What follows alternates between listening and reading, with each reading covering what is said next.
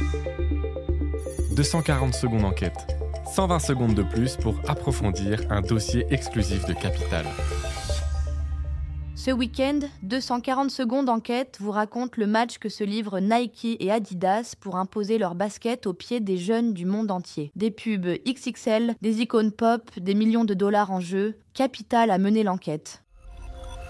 Sur les pistes ou dans les séries télé, les deux marques multiplient les coups d'éclat pour imposer leurs produits. Le nerf de la guerre, les jeunes, les ados surtout, ceux qui influencent tout. En France, l'an dernier, les parents ont acheté en moyenne 6 paires de chaussures à leur progéniture. La moitié étaient des baskets. Aux États-Unis, même son de cloche. Lors de la dernière rentrée scolaire, les Américains ont dépensé plus de 7 milliards de dollars pour renouveler leur placard à chaussures. Mais sur ce segment estimé à 150 milliards de dollars, vêtements de sport inclus, des challengers égratignent la domination de ces deux leaders. Les Puma, Asics, New Balance, On ou Hoka séduisent de plus en plus, les jeunes y compris. En l'espace de 5 ans, les deux géants du sport ont cédé 3% de parts de marché, révèle une étude récente, un avertissement à ne pas prendre à la légère. Les chaussures, c'est 68% des ventes de Nike et 59% de celles d'Adidas.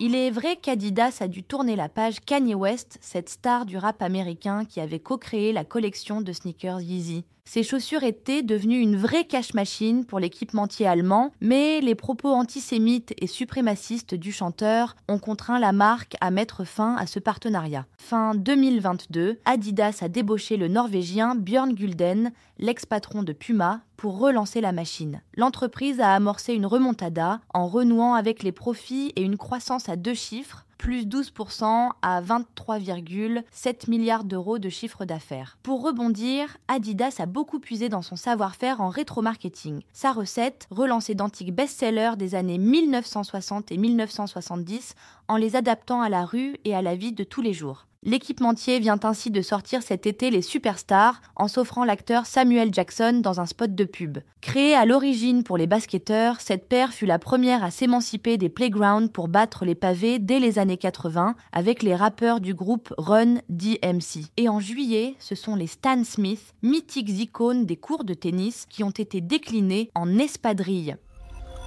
Quant à Nike, son conseil d'administration est allé chercher l'an dernier un de ses anciens pontes du marketing, le fameux Elliott Hill. Le nouveau patron a du pain sur la planche. La marque au swoosh vient en effet de vivre l'un des pires exercices de son histoire. Son chiffre d'affaires a reculé de 10% à 46,3 milliards de dollars, tandis que ses profits ont dégringolé de 44% à 3,2 milliards. Nike a aussi essayé d'exploiter les pépites de son catalogue, mais la sauce ne prend plus vraiment. Lancé l'an dernier, son Air Max DN n'a guère enthousiasmé les foules, tandis que la Panda Dunk a été élue pire basket de tous les temps en 2023. Pour cette rentrée, Nike mise sur ses GT Future, une paire de baskets au look futuriste lancée pour les débuts de la saison de NBA en octobre. Son rival allemand capitalise sur ses Adidas AE1, conçus à l'origine pour le joueur américain de basket Anthony Edwards. Lancé fin 2023, ce modèle a fait le bonheur de Foot Locker, leur distributeur exclusif. La sortie des AE2 est prévue en janvier. Envie d'en savoir plus ? Retrouvez l'intégralité de cette enquête signée Stéphane Barge sur Capital. Ce podcast a été écrit par les journalistes de Capital et mis en voix par une intelligence artificielle.